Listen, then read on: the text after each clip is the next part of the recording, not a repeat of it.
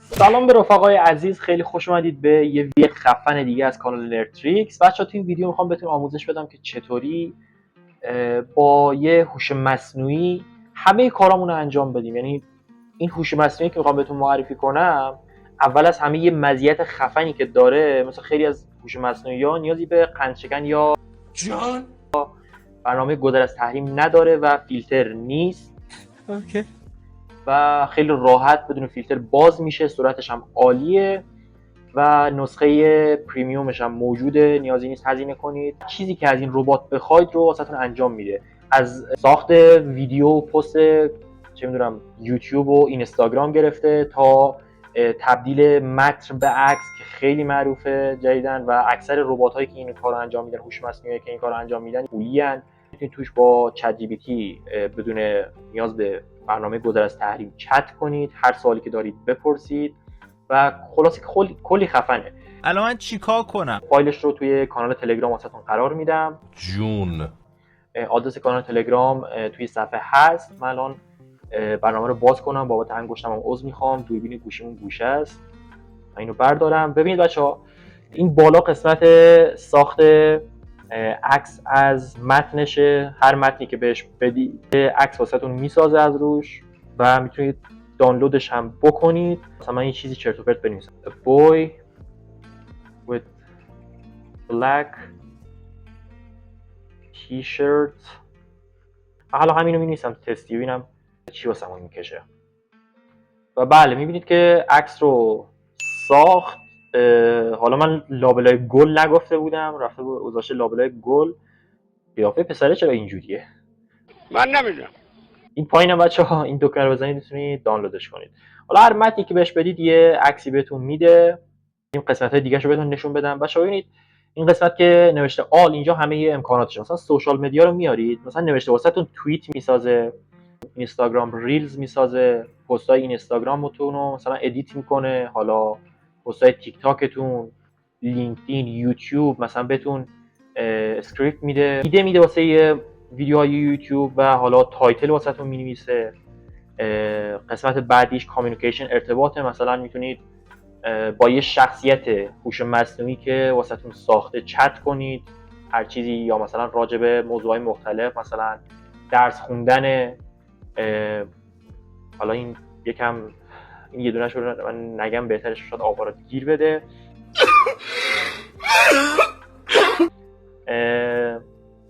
مقاله واسهتون میتونه بنویسه، واسهتون تمرین ریاضی میتونه حل کنه، زبان میتونید باش یاد بگیرید، در مورد تاریخ ازش سوال بکنید، فان هم داره، موزیک بهتون پیشنهاد میده. خیلی خفنه این. حالا رفقایی که موزیک بازن این بخش خیلی به دردشون میخوره.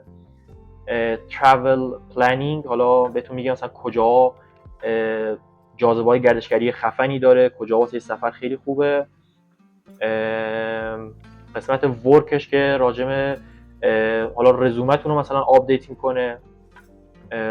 ریکوستینگ تایم آف، این فکر کنم نمیدونم دقیقا این منظورش چیه. اینترویو هم مصاحبه داره.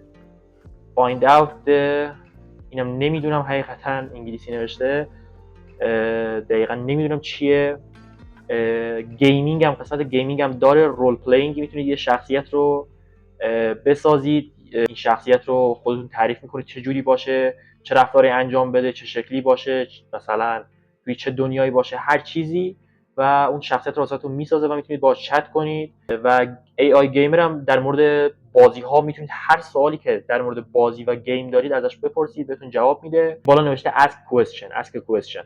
اینجا هر چیزی که بخواد، حالا یه سری این آبیه رو که میبینید، اینا یه سری چیزی که خودش بهتون داده، یه سری پرامپت، یه سری متن دیفالت خودش نوشته. مثلا نوشته اولی نوشته I want to lose weight، مثلا میخوام وزن کم کنم، چه پیشنهادی بهم میدی، و از این داستانا. حالا خودتون هم میتونید هر چیزی که بخواید سرچ کنید. مثلا می‌نویسم حالا به فارسی یا انگلیسی فرق نداره، هر دو رو ساپورت می‌کنه. مثلا می‌نویسم معنی کلمات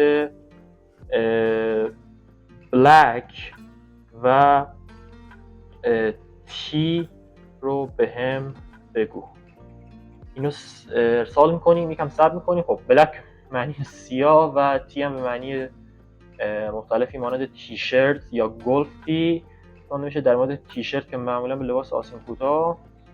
خب بچه اون چای رو نگفت، نمیدونم چرا چای رو نگفت، در مورد تیشرت گفت. خب حالا مثلا یه چیز دیگه ازش بپرسم، مثلا 10 کلمه سخت انگلیسی با معنی رو به هم بگو. 10 تا کلمه. حالا بچه‌ها به اون پرامپتی هم که خودتون می‌نویسید بستگی داره، مثلا چی بنویسید، چطوری بنویسید، با جزئیات بهش بگید، این کارش راحت‌تره. چی؟ افمرال زودگذر موقتی. جالبه. کلمات سختی هستن حقیقتا، من هیچ کدوم تا الان نشنیدم و جالب هم هستن. معنیاشون هم می‌نویسه، مثال هم واسهشون میزنه، دمش گرم. و حالا هر چیزی که بخواید ازش بپرسید، مثلا ایده واسه تولید محتوای یوتیوب، ببین واسه این چی میاره. مثلا خلاقانه در آموزش‌های مهارتی در مورد مهارت‌های من برنامه‌نویسی، طراحی گرافیک، عکاسی یا زبان‌های خارجی، خفن خوبه، پیشنهاد قشنگیه.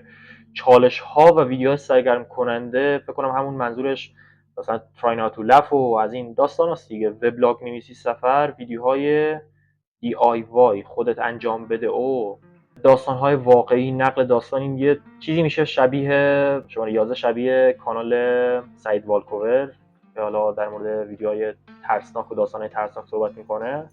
پیشنهادهای قشنگی داده و همین دیگه، چیز خاصی نداره ربات.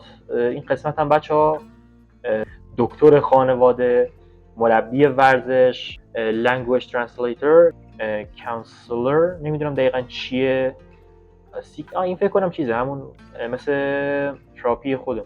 امیدوارم که از این ویدیو و از این برنامه‌ای که بهتون معرفی کردم خوشتون اومده باشه. دوباره میگم توی کانال تلگرام فایل دانلودش رو، فایل VIP رو واسهتون قرار میدم که همه امکاناتش بازه، میتونید دانلود کنید. آدرس کانال تلگرام روی صفحه میاد. اگه این ویدیو رو دوست داشتید حتما کانال منو سابسکرایب کنید. اگه از آپارات میدید دنبال کنید. کامنت خوشگل واسم بذارید و اگه حس کردید که رفیقاتون هم به این ویدیو نیاز دارن واسهشون بفرستید. دمتون گرم که ویدیو رو تا اینجا دیدید. امیدوارم که خوشتون اومده باشه. تا ویدیو بعد به خدای بزرگ میسپارمتون. خدا نگهدار.